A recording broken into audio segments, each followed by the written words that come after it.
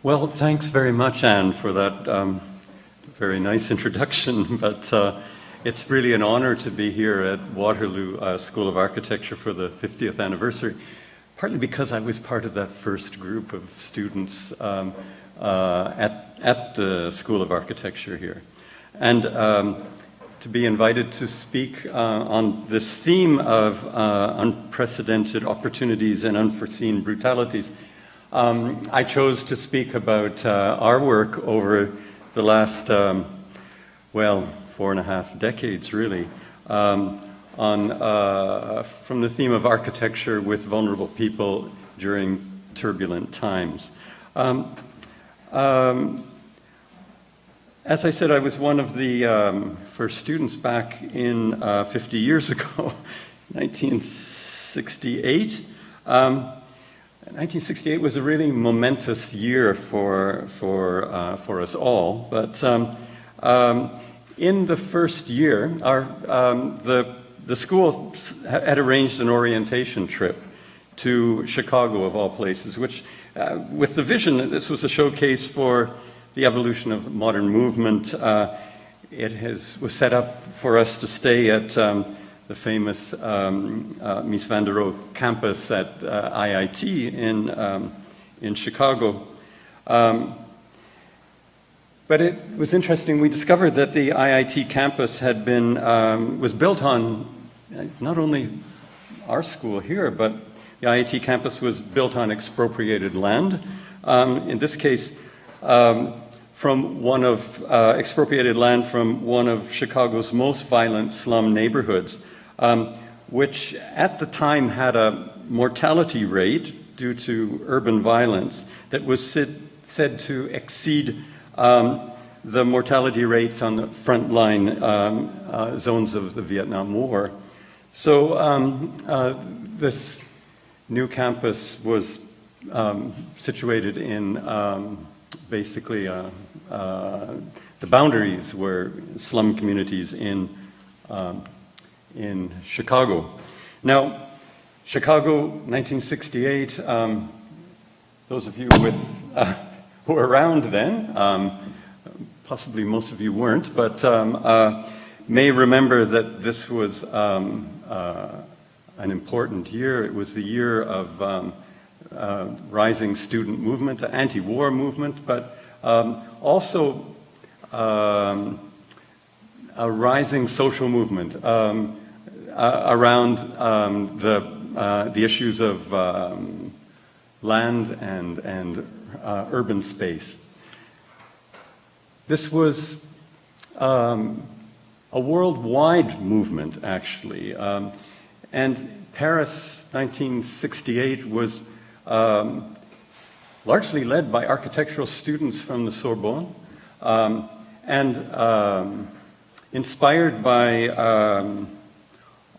the sociologist, the French philosopher André Lefebvre, who wrote his thesis, The Right to the City, which has basically inspired a social movement that continues today. A social movement that looks at the concept of the right to the city as a human right. Gloria from Latin America will probably give evidence that Latin American cities have taken this banner of the rights to the city in Brazil, Mexico, Ecuador, and passed human rights legislation that protects the concept of equitable cities and the rights to all of citizenship in the city to the poor as well as the wealthy and middle class. My colleagues in my organization has been involved with campaigning for the rights to the city and having the concept of the rights to the city incorporated into international human rights practice. And we successfully had the concept of the right to the city embedded in the new urban agenda that was published by UN Habitat and endorsed by all the countries of the world in Quito, Ecuador in 2 years ago, or 18 months ago in 2016. Well, Anne mentioned that after Waterloo, I went to London. I joined the Architectural Association.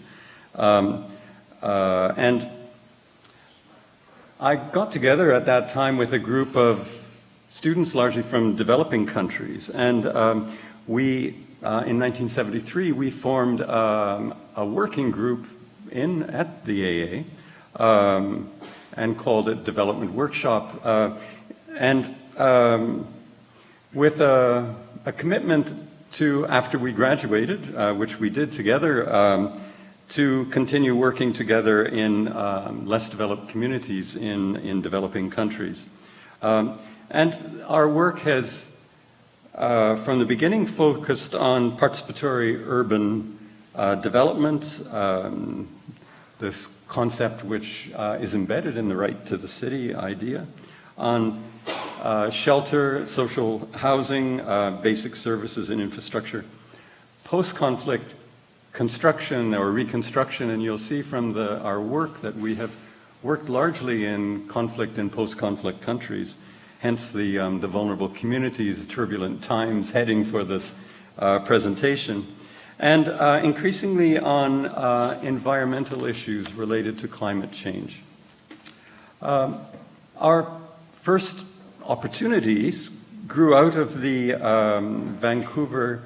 first Vancouver Habitat Conference, the first Habitat Conference in 1976, that featured our work in some exhibitions and several invitations to work in different countries came out of that.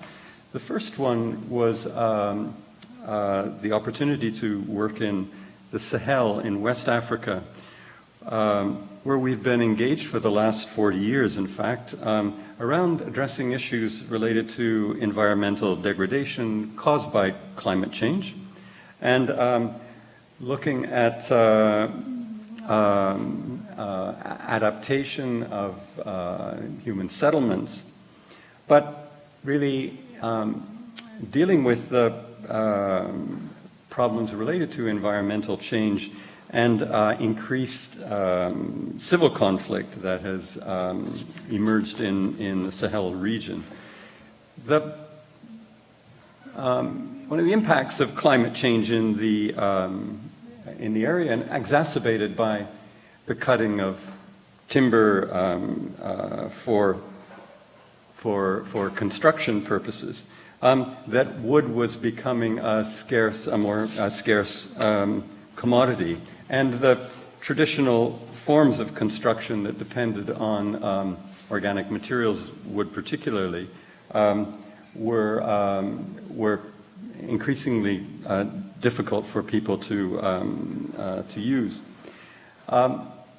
The increasing transport also resulted in the extraction of organic materials and timber from the region, but the impact of climate change and deforestation also pushed populations out of the region into the urban areas, and invariably resulted in conflict that is rooted in environmental resource extraction.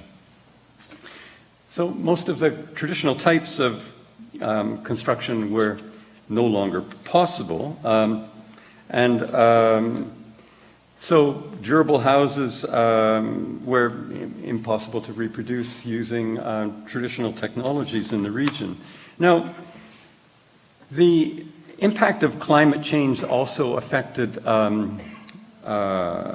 Egypt and the Middle East 3.5 millennium ago, when timber resources were also scarce in countries like Egypt in the Pharaonic era. And the architectural response was the development of earth adobe shell construction that eliminated the need for use of timber in the construction, and actually eliminated the need for formwork that is part of the shell construction in European architecture.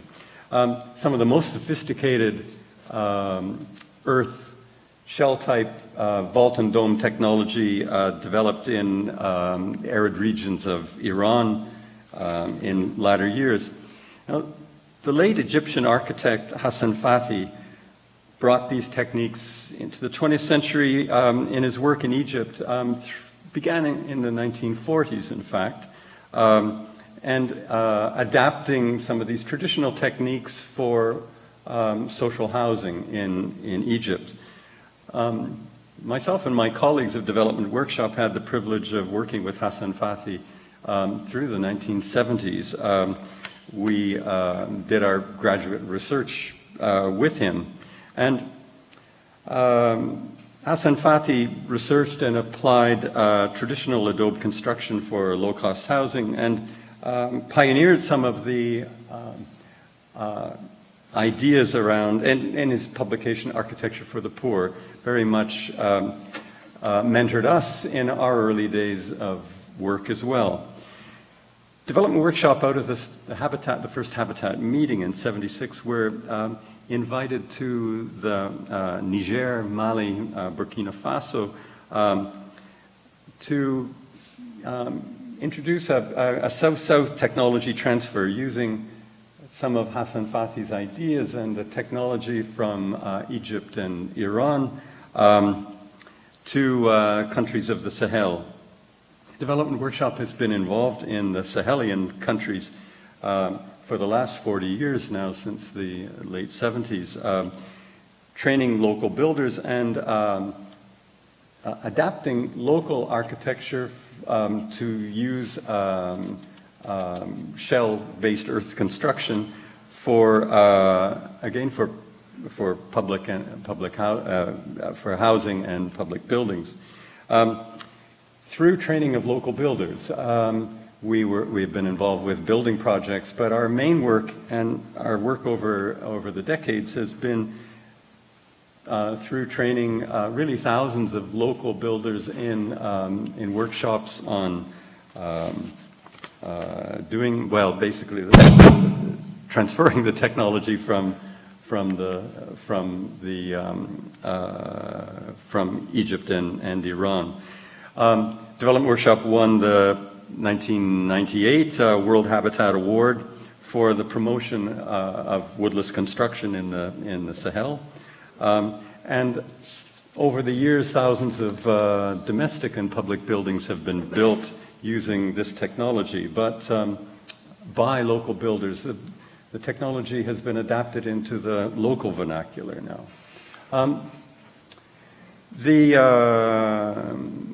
Following our work on environmental adaptation, Development Workshop was invited to work in Vietnam, particularly addressing the environmental problem related to typhoon and flood resistance in the coastal region. Vietnam, of course, suffered decades of war as well, and emerged out of the conflict and faced environmental problems every year with devastating typhoons that affected coastal settlements.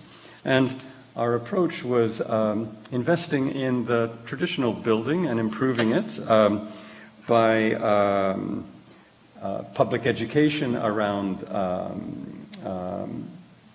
adaptation of buildings for prevention of damage due to cyclones. Again, capacity building with local builders, building skills, doing demonstration projects, and providing microcredit for household improvement for communities. So Development Workshop also won a World Habitat Award in 2008 for our work in typhoon-resistant housing and construction in Vietnam. Now, finally, I'm going to present a case study of our work in Angola, where I'm based currently. And as I mentioned to Robert, we were involved in Angola through the 1980s, a time of war, civil war, very much connected with the anti-apartheid struggle in South Africa, and we did a lot of work with South African and Namibian refugees who had fled the conflict areas. But I'm going to talk about really the issue about what to do when the fighting stops in a country. And Angola suffered 40 years of conflict, liberation war, the civil war connected with the changes in the struggle against apartheid in southern Africa. But emerged from war to peace in 2002. At the end of the war, Angola registered some of the highest child mortality rates in the world. More than, 1 in 4 children died before their 5th birthday. Extreme poverty, and that map there shows at the end of the war, the red areas or the pink areas are the land controlled by government. The rest of the countryside was landmined, controlled by rebel opposition groups. So this big challenge of post-war reconstruction, and that's what we've been largely involved with in the last 15 years or so in Angola. The war not only devastated the country physically, but eroded institutions, and institutions are more difficult to reconstruct than housing and physical infrastructure. The war encouraged mistrust in communities, even in families, eroded social capital, and at the end of the war, people tended to hang on to their arms as an insurance policy. Remember that map of the country? Roughly 30% of the national territory was suitable for resettlement of the roughly 4 million population that was displaced or had sought refuge in neighboring countries. And, of course, the problem of landmines and destroyed infrastructure. But the war produced a massive shift of population to the relative safe havens of the cities. Luanda, in the years that I have lived in or been based in Luanda, grew from a city of 750,000 to over 7 million today. So it's grown tenfold. And the city has grown. What has grown is the slum areas we call museks on the periphery of the city. And this gives an idea of the kind of rapid growth and the demographic characteristics of the city today. But as I mentioned, the social roles are extremely important, and the changing roles of women in Angolan urban areas was important in terms of women emerged as largely the breadwinners and provided families, sustained families during the conflict years and the post-conflict years. Development Workshop focused on some of the immediate problems of water sanitation, was one of the problems articulated by most communities, and over the years following the war, built around 1,500 water systems that were all community managed and through community engagement participation in both rural and urban areas, and engaged with rebuilding the educational infrastructure in the country.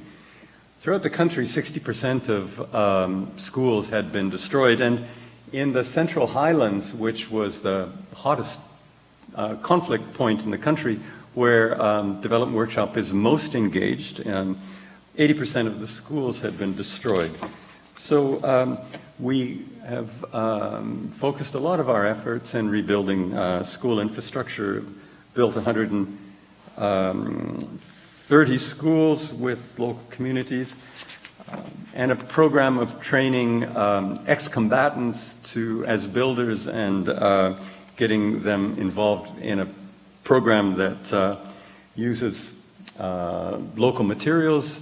It was impossible during the conflict years even to get a bag of cement into the conflict areas in the Central Highlands. So as you can see, Development Workshop had been doing work with adobe and stabilized earth construction over the years. So this technology was well adapted to the conflict and post-conflict environment where local materials were, we had no other choice. But this is some of the schools that and water systems that we were involved in building with communities and creating employment through the use of local materials, local timber. But I mentioned the challenge and the leadership that women had assumed in the urban areas and in the resettlement process, and we saw that most women and most of the employment was in the informal economy, and the way really to stimulate and encourage poverty reduction or in the informal economy is through microfinance. And we engaged in a partnership with Grameen Bank in Bangladesh and did another South-South transfer of technology and into supporting micro enterprises. Presently we're financing about 45,000 micro businesses every year with a budget of around $25 million in recycling loans to those communities. But we have also taken microfinance and applied it to housing and are using microloans to finance incremental housing. That really serves the African tradition of building housing in phases over time as the family grows, and at the time of family retirement, having rental space to sustain the family in their retirement years.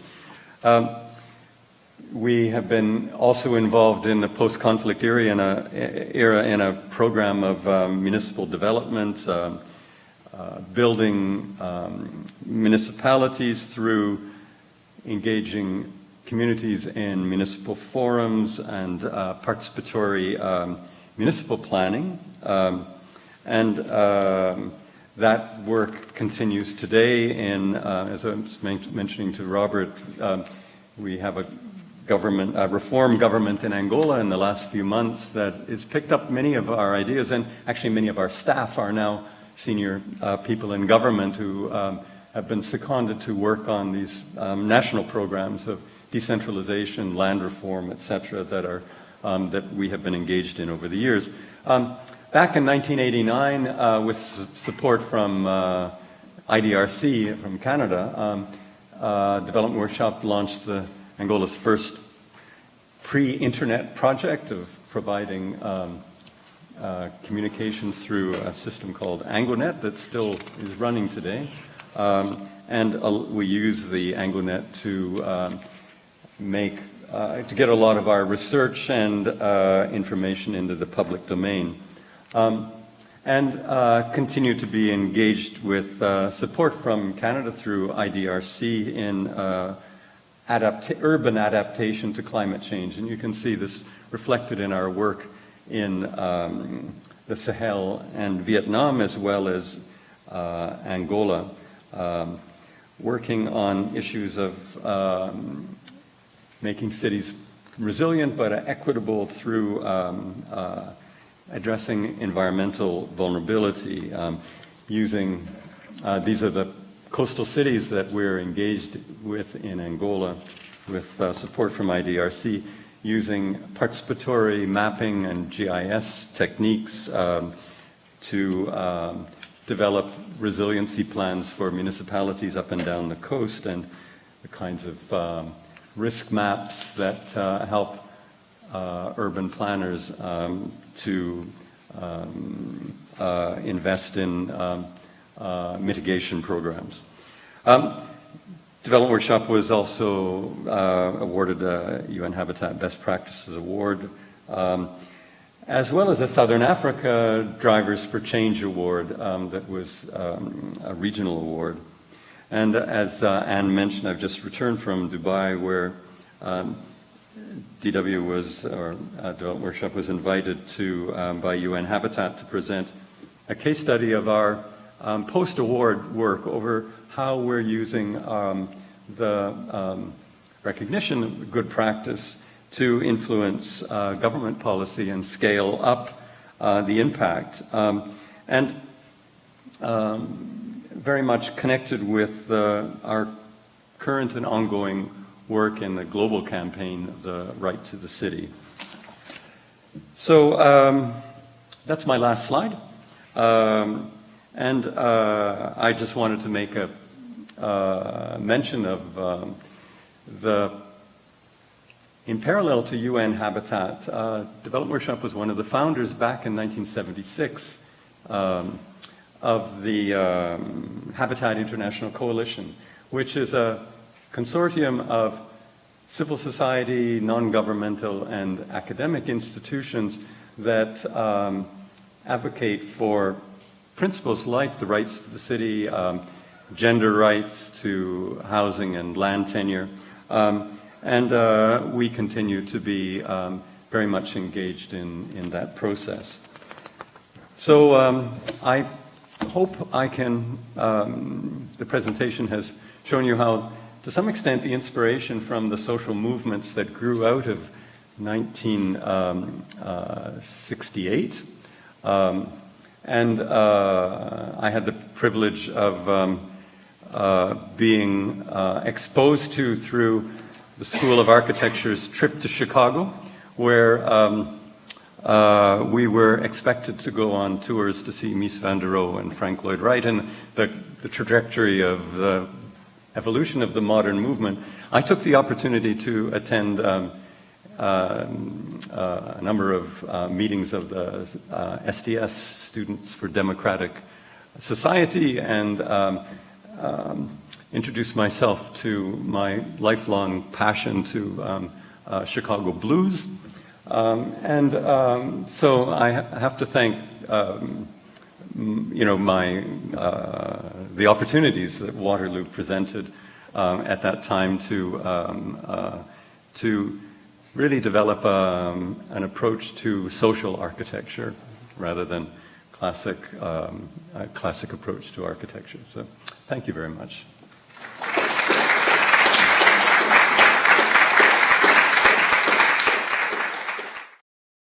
My English is really bad, and I need to talk slowly for I understand me. Okay, I come from a country in South America, and a little country between Argentina and Brazil, Paraguay. We always say Paraguay is a land in Brazil next to, between Argentina. It's a joke. Have a lot of water, and have many rivers, have rivers with 1 kilometer for ancho, for width. And this is my city, Asunción. In the other side, the river, we don't have nothing in Chacoí, this place. And we have in winter 45 degrees. But the people in the street can smell and can pregnant and is happy to with 50 degree in summer. I start with this project because in this experience I knew Anna and Robert and all the team in Venice. We tried to start to build in 15 days before the inauguration, the La Biennale de Venecia. And when I arrived to Venice, the place was like this. And 14 days like this.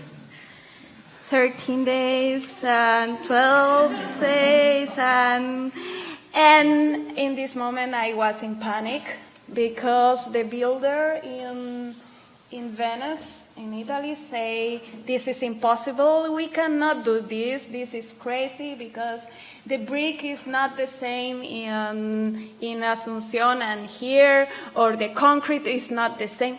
It's brick and it's concrete. It's the same, of course. And I went to the place when they're built, the proofs, and I made videos for send the engineering, and this proof is wrong because don't have water, and I had a lot of peleas with the construction. But in a moment, I have a meeting with Aravena 12 days ago, before the inauguration, and he say me, okay, Gloria, I know you need return to Asunción tomorrow, but if you stay here, we have a plan A, and plan A is finish the project, but I think it's impossible because we have only 10 days. And we have plan Z. Plan Z is put the formwork and put pictures about your works in Asunción and talk about what you want to do in this place.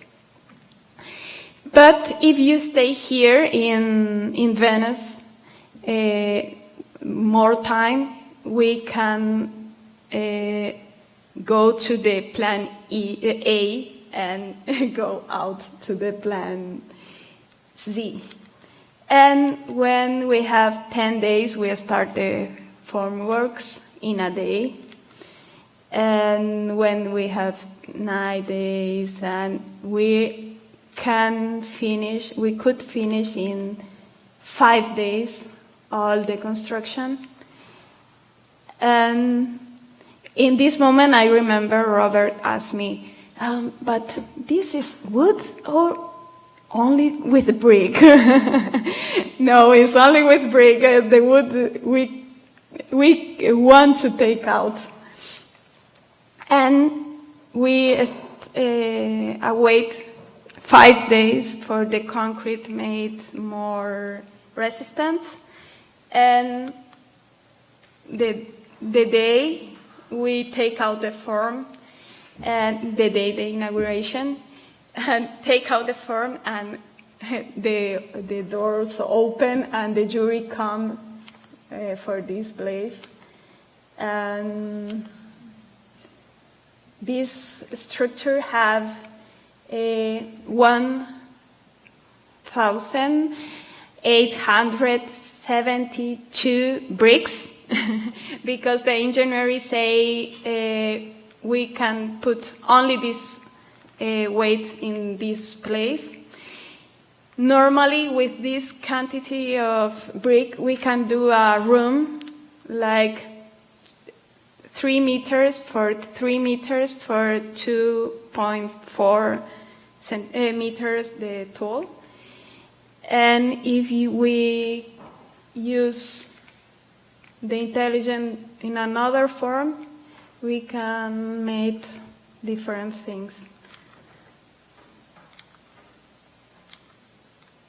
And with this, we won the Golden Lion. But we can do this in 5 days because we have worked before this with investigation. I work in a Gabinete de Arquitectura for 15 years ago. No made the calculate, please. And when I was a student, I started to work in this office. I started in the intern with Solano Benitez. Now I am partner with Solano in the studio. This is the first project when I arrived in the office. It's a house, it's a structure, and we all the time we say we are famous for do something nobody do. Nobody know to do. Sorry. And we try to do advance in the discipline. This is losa cerámica, is a ceramic losa, and we take out many concrete and do with the brick and the varillas and the iron, the ceramic structure like this. And we start to do a little form in the floor for prefabricate for do this and this and this. And this house is a house for 3 families. It's a house for the mother with the Solano mothers. And here live the sister, and in the underground lived the young brother, but now is our office. We take out the brother. And in this house, normally in Saturday, they have 50 people, and the family in Paraguay is so big.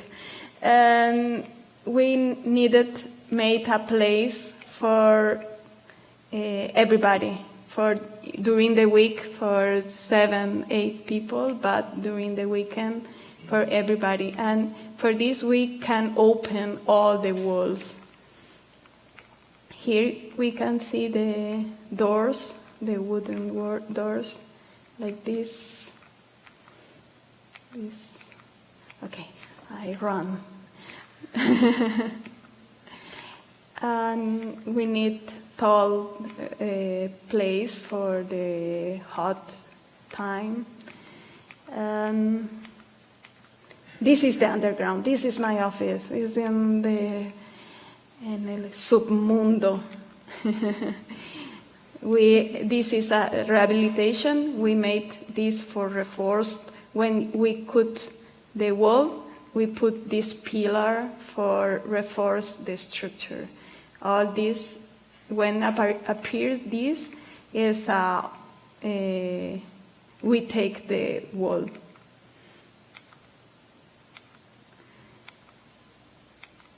This is the place for la siesta. And in the office, we try to do all the times. I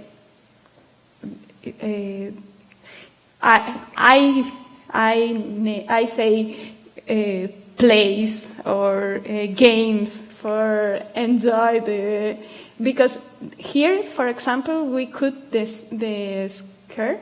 escalera, and put this escalera moved and stairs. Sorry, we can normally we can use this space, but when we need to go up, we can take the stairs. Okay, this house is big. Yes. Okay, in this house we start to do. Yeah, he say it's okay. The project. We start to work with a broken brick,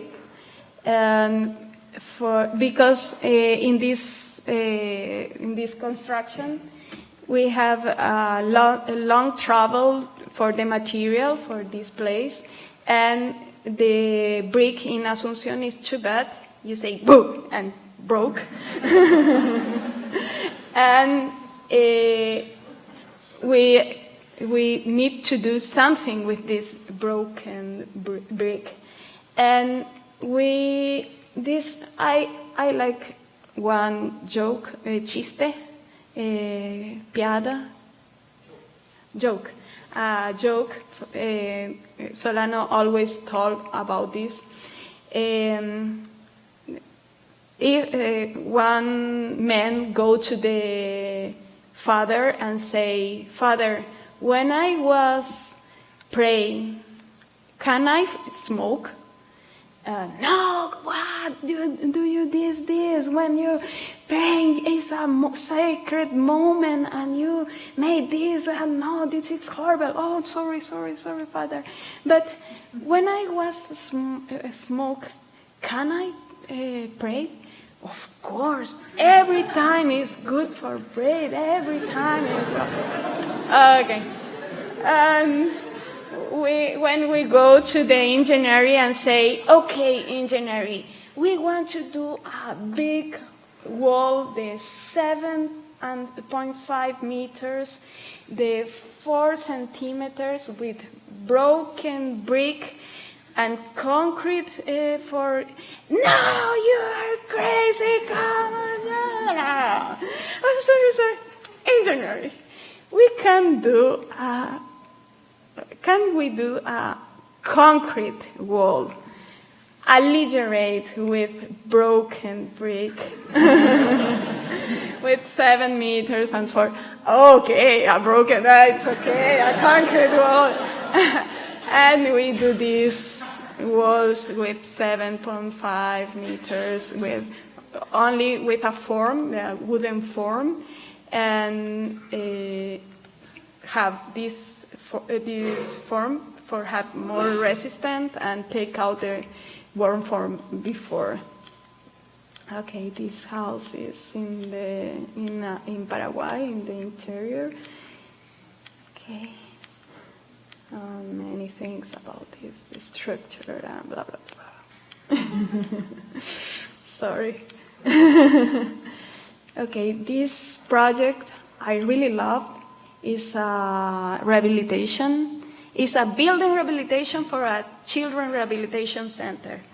In Paraguay, have a Teleton. It's a program it's a marathon, in the TV marathon. During 24 hours, they made a collect money for sustain the rehabilitation center for children. Rehabilitation center for physical rehabilitation and many things. And when we arrive, we have this place, and the client say, okay, we can take out all construction and rehabilitation only in front, and we say no. We have this place, and we can change something in this place, and we can rehabilitate. And we take the roof here and put the same roof here with some structure, and made this both this is the first both catenary we tried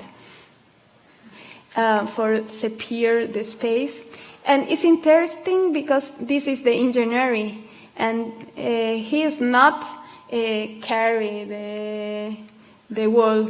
He proved and made many things, because normally when we build something, we don't have nobody do this before. For this, we don't know how much resist. We have idea about the resistance, but the engineer put a lot of security. But when we built, we tried, we made different proofs, and if it's okay, we continue.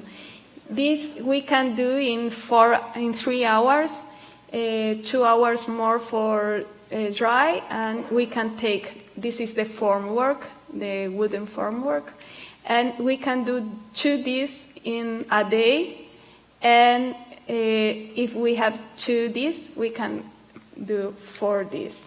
And this is, we did this in a week. And this is the first, we can see the process of our work here, because this is the first proof with the crush, only this, and these 2 with more inertia. We tried in the second time. And when we finish this, we see is so much resistant and have different inertia with the wall, because the wall have only 4 centimeters, and here the vertebra have 25 centimeters. And when we finish this, we say, okay, no, we need this, do this. But in the building, we always have all the history, all the proofs different. Okay. For this building, we know if we don't use all the budget, we can do more square meters, and we can have more therapies for the children.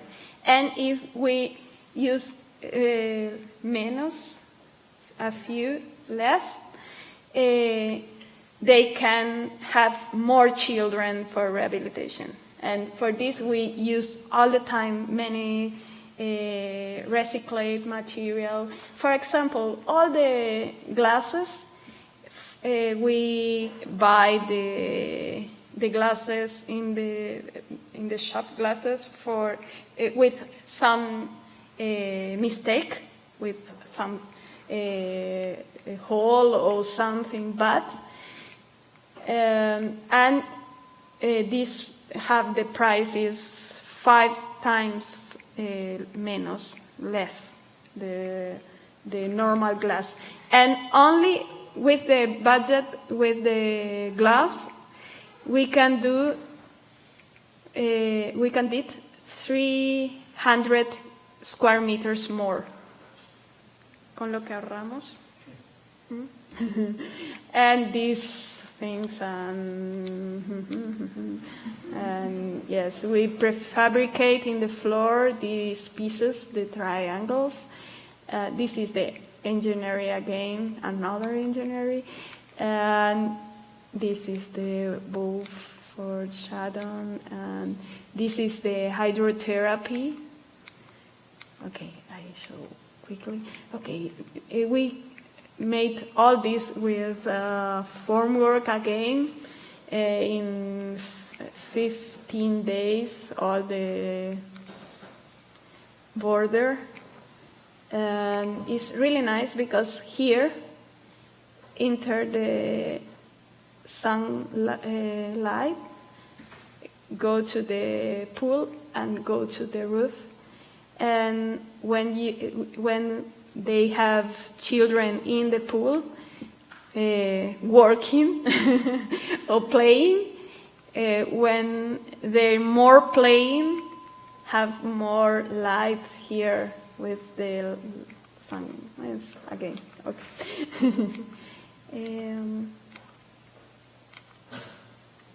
We need build for shadow in Asunción. 50 degrees is a lot. We need do something for protect all the architecture. No only put a lot of air condition. we need to make a filter first for no use a lot of air condition, and for this we do this both.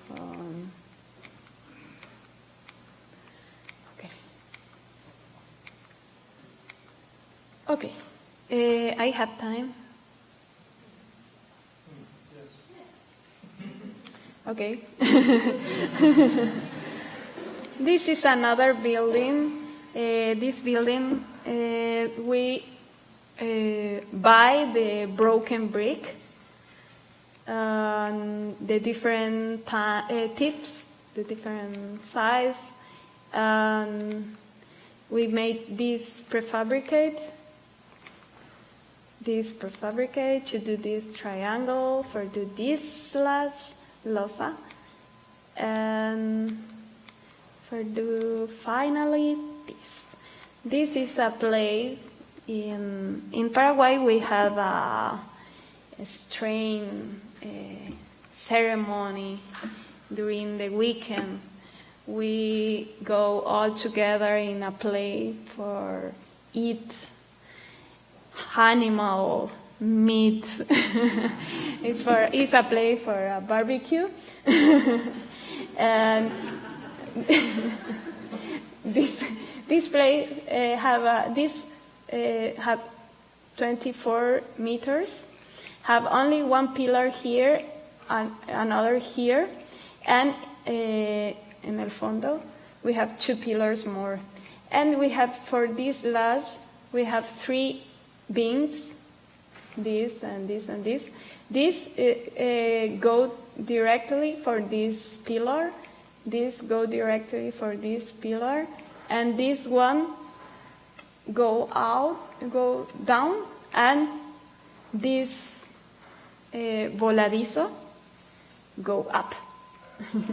12 meters for this is 12 meters, and when we take out the form here go down 3 millimeters, and here in the corner go up 2 millimeters. Up 12 meters and go up. Yes, incredible. Okay.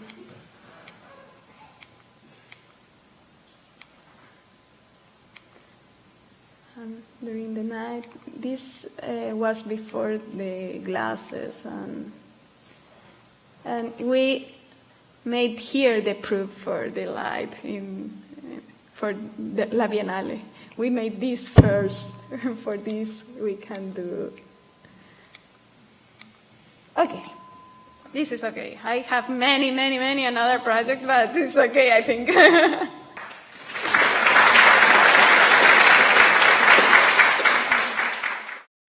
Well, thank you very much, both of you, for really inspiring talks. As I was listening, I was trying to see what are some of the continuities. I mean, certainly there's something in terms of the materials that you're working with, which gets it back really to the kind of importance of the place and the ability to actually understand the complex sites within which we're operating, and also the kind of opportunities as well as the challenges that come with some of that. I think, one of the questions that I want to ask, and maybe I'll go to the audience very quickly, is in both cases, you've shown most of the projects that are in Paraguay, but I know in passing you were telling me that you're on the way back to Paris to work on a project at the Fondation Cartier. And I think, I'm trying to see in both cases, because of some of the work that you do has so much to do with actually finding the right approach to the specific places and trying to understand really the technology and how to engage the people, or, making calculation, a cheaper way of constructing means more kids, more activity, more space. But how does that transfer from place to place? How is it that you find that working in Paraguay, how some of the learning that you do there travel with you in projects that may be abroad or in different countries? And how have you found, I guess, similarly, Allan, when you move from, the projects from Vietnam to Angola, or where you've been working, how does that carry from one place to the other. Okay. We know we live in a place with, oh, sorry, I'm really bad with the number, but 7,500,000,000 people, and we know we need to do something for everybody. And if we use less material, less energy for produce this material, and at the same time we need more worker, more mano de obra, more labor, we go in the good way. And for us, build in Asunción, the difference between build in Asunción and build in Venice was in Asunción you listen in the cantier, in the building, in the place, the construction, you listen Ramón, la mezcla. And in Venice, you can listen Massimo, la malta. And this is the different. We don't need levers with specific technique. No, we use the more. ¿Cómo se dice? Sorry, with not technical worker, we don't need a technical specific. We don't need, because for us the problem, the technique, all the problem we need resolve in the office, in the project, and for building we need to do something easy and quickly. Yeah, maybe have a. When we started working, we were actually some of my early ideas that came out of working at Waterloo. In those early days, the degree that we got was environmental studies in architecture, our first degree, and. I think the school at that time was a pioneer in environmental approaches to, let's say, the built environment to some extent. And actually, my first, in 2002, when I left Waterloo on my way to London, I went to Stockholm when the first environmental conference, UN environmental conference was launched. And I think our concern, I think in those days, the beginning of the notion of climate change and environmental change was emerging. And the thing about using local materials and traditional materials in a changing environment is a new challenge that I think we came to terms with in looking for solutions to emerging problems in other southern countries, for instance. I mean, I mentioned South-South adapting technologies and ideas and solutions from other southern countries where maybe some of the social conditions were similar, but the environment was changing and continues over these last 30, 40 years to change more and more rapidly every year. And so I think adapting to the local situation, that's where one starts, but the local situation is changing everywhere, changing socially through that result in social changes, but also emerging conflicts due to those social stresses and environmental stresses, require a set of solutions that may be adapted from different places. Yeah.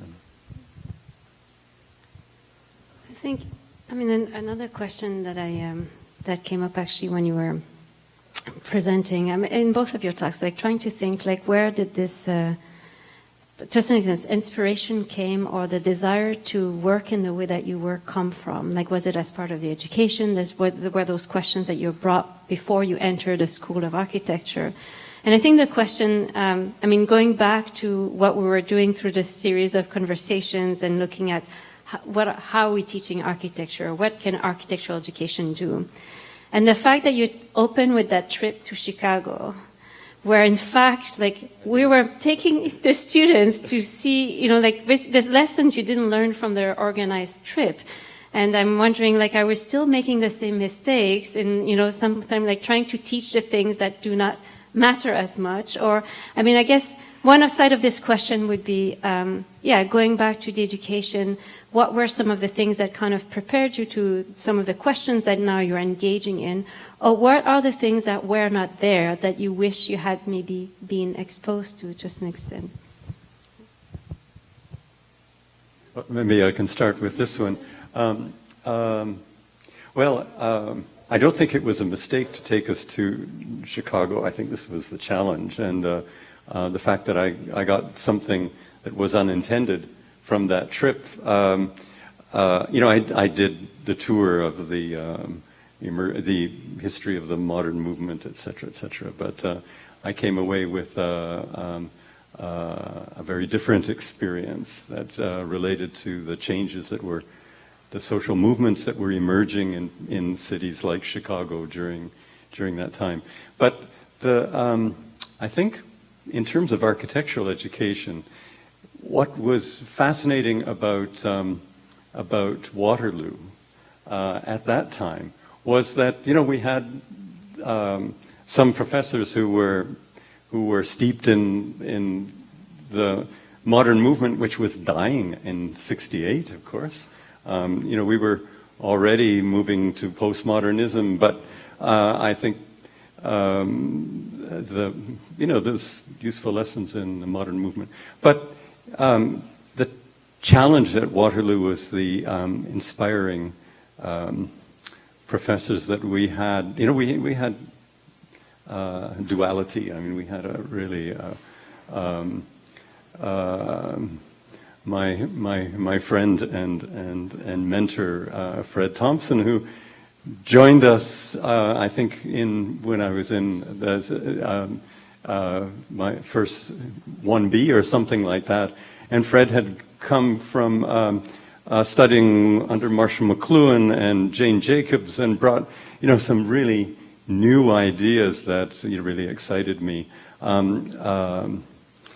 Murray Macquarie, who launched the first iconography program. As I was telling Robert, our first reading list that Murray handed out was Thomas Aquinas, that you still read, but also Chairman Mao's Little Red Book. We were in the midst of the Cultural Revolution in China at the time. So, Larry Cummings and Bob Wilger and people who were inspired us to think very differently and outside the box very much. For us, is really important teach in the university, stay in the university, for learn all the time, because we do the same that we do in the office. We try to do something nobody know to do, and for this we cannot teach nothing for the students. We can do like a mentor with the students, like, okay, this guy is okay, you can go here, you can see this, and you can, and we teach urban in the university, and we use this time for imagine the new city, the different reality in Asunción, because the South America cities is it's a disaster, it's a chaos sometimes, and we need to imagine another possibility, and we need to see the different possibility, the different dreams for this city, and we made this in the university. We all the time imagine another different situation. I'd like to turn it over if there are any questions by people in the audience. Yes. Do I get to stand up? Fred? There's Fred. Okay, I'll give you this. I have to pick it. Yes, I think there's Fred Thompson by Fred Hansberger.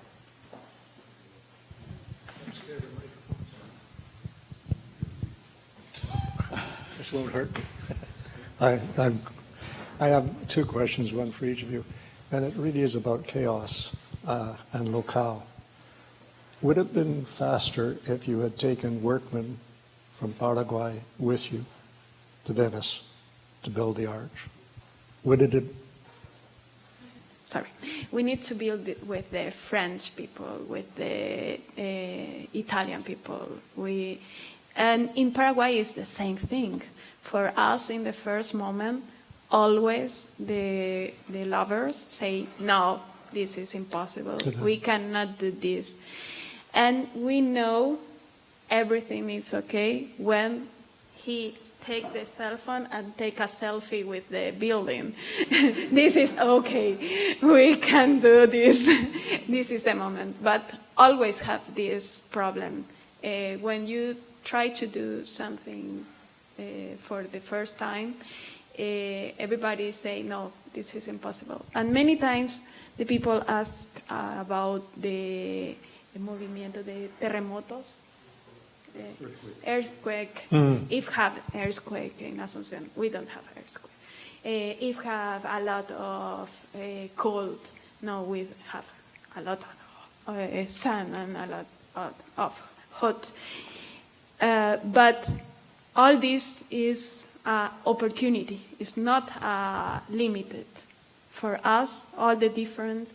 If we have a air, we need to imagine how we can do with this different opportunity. Alan, the question I have is how you balance goodwill with skill, I guess. And I have an issue of Le Monde Diplomatique here with me, which talks about a $50 billion side industry which is supplying housing and everything else. IKEA, for example, has got enormous interests in housing for refugees, for military camps, and so on and so forth. How you balance that with the indigenous needs and the indigenous way. And the story comes to mind of, it's about 20 years ago, I guess, I read in the Guardian Weekly of a woman who had donated her clothes to charity in Africa. And what she decided to do was to follow her clothes to Africa. Do you know the story?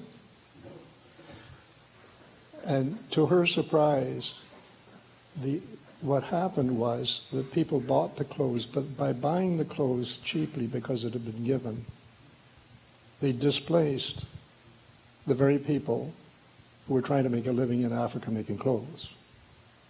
And so now we have a $50 billion euro industry supplying support through aid agencies. How do you balance? You must be in the midst of that balancing act, especially with your trips to China.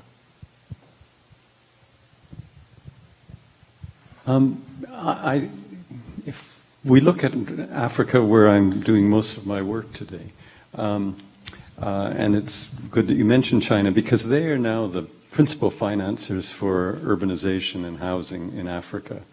And in many cases, exporting failed projects from China to Africa, building ghost cities, and in Africa,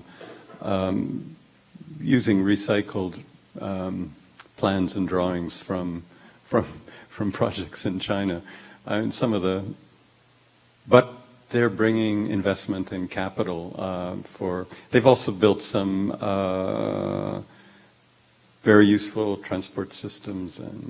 But I'm particularly interested in looking at the urban investments in housing and urban development. And, Africa and developing countries need the investment. So what I'm particularly interested in is looking at some of the spectacular urban development that's happened in China. And it's largely based on we call land value capture. In China, the land is still owned by the state. It's like many African post-socialist countries where land was nationalized by the state, but it's leased out, and much of these fabulous cities like Shenzhen and others have been financed through real estate development, quite capitalist approaches. But we've set up a program now in a partnership with the Africa Center for Studies in Peking, at Beijing University, where we've engaged with with Chinese social scientists to look at good practice in Africa and trying to influence that process of financing of urban development and housing, and promoting good practice and lessons learned from good practice rather than replicating bad ideas. Chinese weren't the first to introduce bad ideas into southern, the global south. I mean, Europe and North America have been doing that for decades. So, but what we're trying to promote is good practice that has grown from local adaptation of technology.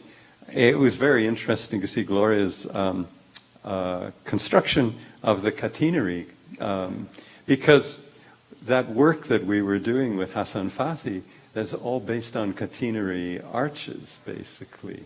And before that, when I was on a work term, I worked with Frei Otto in Germany at the time of the construction of the Munich Olympic Stadium, and he had me working on a project in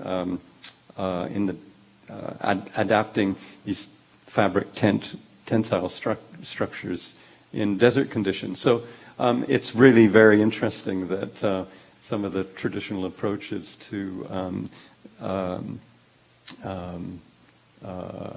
the shell structures that you've been using in Paraguay also have roots in Africa and the Middle East. I'm not going to ask about a building code and building code enforcement in Asunción, but it is a question which is of interest. Now, but the question I would like to ask to both of you concerns the following big picture of history, 4,000 years of history. And that is that renewal, innovation, has always come from the periphery. The Greeks were renewed by Macedonia. The Roman Empire was renewed first by what happened in Jerusalem. Afterwards, it was the Barbarians moving in, the Franks moving in from the north. Gallo-Roman culture was renewed by the Normans coming in, and also architectural innovation each time came from the periphery to the center. So if we now for a moment assume that you are in some way at that periphery, the barbarians at the gate, so to speak, Yeah. And now you're looking back at the center. You look back at, what is supposed to be the capitals of good architecture, and that could be, or bad architecture, but at least where all the money is being spent. And so if you were to speculate about how your practices could actually start to overturn what we're doing here, in Toronto, in Paris, in Beijing right now, where the architecture in some ways the architecture of the great, but is being published, where the architectural histories, they focus still on these large capital projects. What do you think 30 years from now, a historian like myself would say about the impact of your peripheries on our centers? That's a pretty provocative question there. But I was telling Anne over a glass of wine before we started that I was teaching a course in Ottawa, jointly between the University of Ottawa and Carleton, on it's called Urban Challenges in the Global South. And I use a case study approach that really looks at good practice, world city good practice in Latin America, Africa, and Asia. Where I think, Robert, you're talking about maybe new ideas will come, and it's looking at the course deals with looking at those good practices, but in each case challenged by a dilemma that the good practice hadn't foreseen, and cracks appearing basically in those nice solutions that we give awards to. And when you go back 5 years later and really see what the new problems that have emerged, and so I think dealing with those dilemmas and looking at how communities or local authorities, local government has dealt with some of those challenges to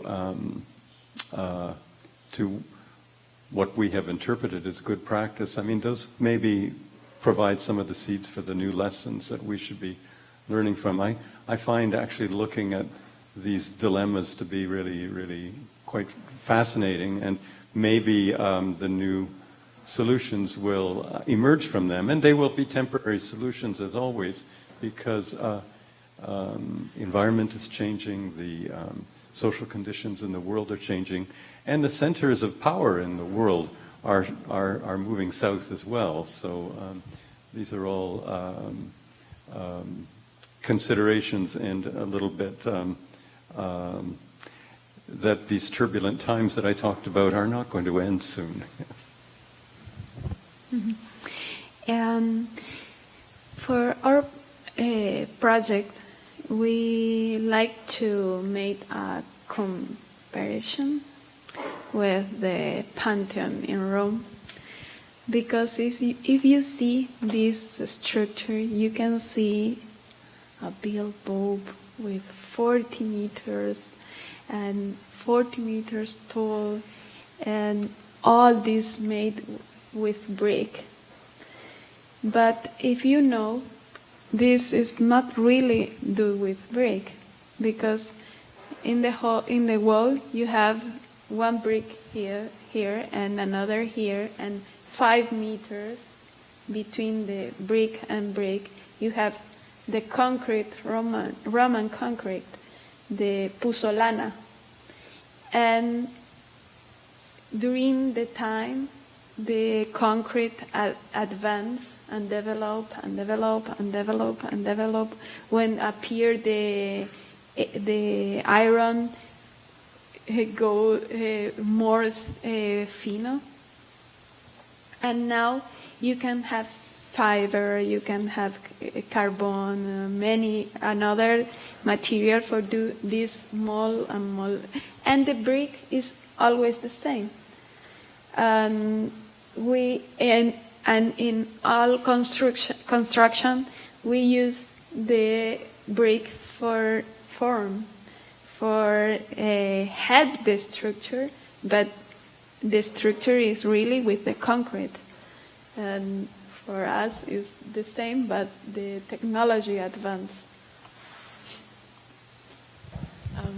I guess I have more of a question for Allan. In terms of development work, generally requires a partnership with the government. So unlike emergency humanitarian aid, which generally works on the principles of impartiality and neutrality, development work has to be more connected to the politics of the nation that it's working with.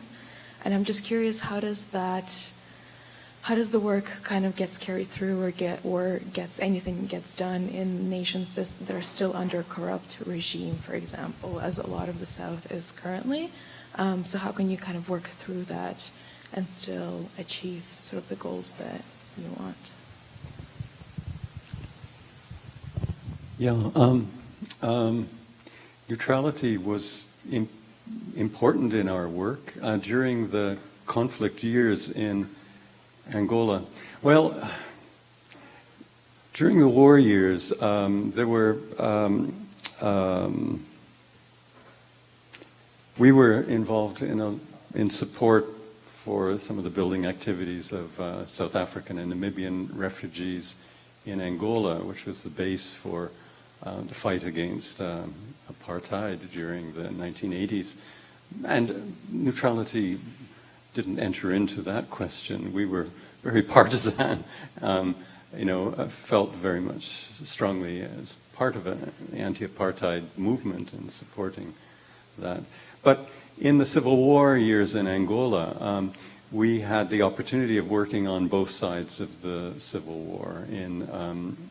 And in fact, by doing that and being one of the humanitarian organizations that was able to move across the conflict lines, we were able to actually contribute to the peace process in Angola. So much of our work, and I didn't talk about those years actually in my presentation, but much of my work in the 1990s, 80s and 90s, but mainly in the 90s, was involved in humanitarian kinds of activities, but still through architecture and planning and dealing with refugees and displaced people in urban areas and in rural areas. But that gave us the opportunity of being able to bring people that we worked, civil society organizations on both sides, religious church organizations and civil society organizations. And we got very much engaged with the peace process in Angola. And in fact, the Order Canada that I received was partly in recognition of the work in peace and conflict that I didn't see as being really distinct from my work in settlements and housing. So I don't think that was neutral. It was very much getting engaged with communities. And we work with government when we can find champions for positive champions in government. And that's the strategy for working with government. There are always champions for positive change, even in some of the more autocratic regimes. And by engaging with them, one can promote change. Fortunately, in Angola today, we have a new reform government, and many of the policies that we have been advocating for around gender rights to land and